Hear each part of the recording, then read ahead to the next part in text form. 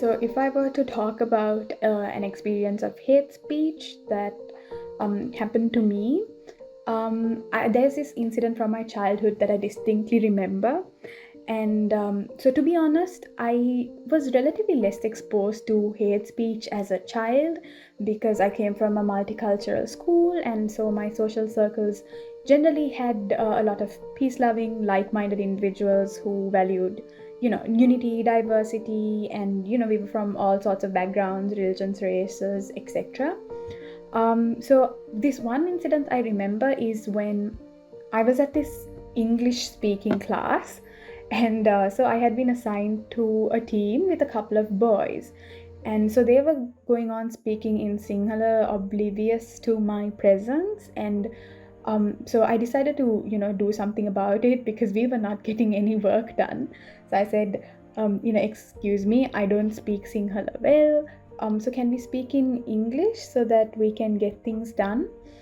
And I was really taken aback when someone turned around and said in Sinhala, we know that you are Tamil, and that is why we're talking in Sinhala, and we don't want you here.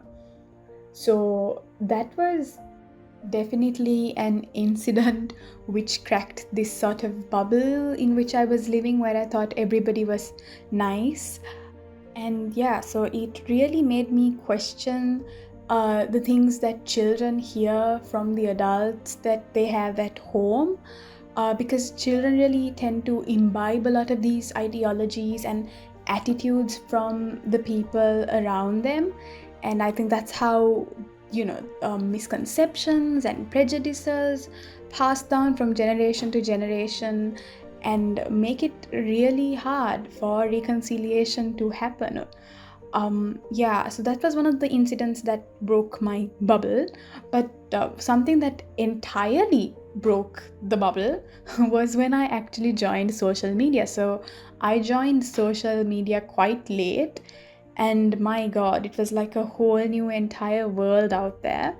And there was so much of extremist views going on, outright in the open on these platforms. And there was majority extremist views, there was minority extremist views, and everything in between.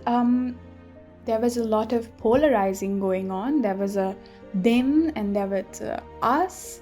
And people were consistently consuming this immense amount of hate and hate speech in the form of comments or posts, whatever it is.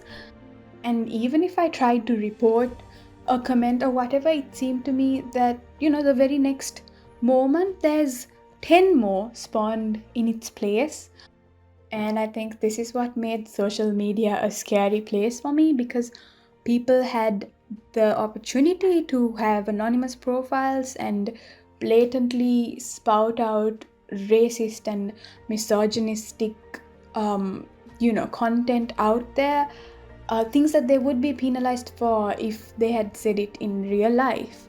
And yeah, I think being on social media definitely increased my exposure to hate speech and negative things that people say to each other, especially in the form of hurtful comments that are found on like posts. And even being a viewer or a witness to these sort of messages really sort of disrupts your internal peace. And that's why hate speech is something that I feel strongly about and take action against.